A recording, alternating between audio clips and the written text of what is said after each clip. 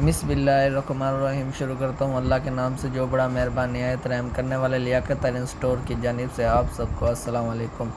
माशाल्लाह आज गेट बनाया है 8 फुट का, जिसमें हमने 16 गेज की चादर और 16 गेज का पाइप लगाया और 16 गेज की सीएनसी लगाई है, जिसमें गोल्डन कलर मारा है, न्यू लिख दिया। स्टील की कटोरियाँ लगाई हैं गोल्डन कलर की और स्टील के ही हैंडल लगाए हैं।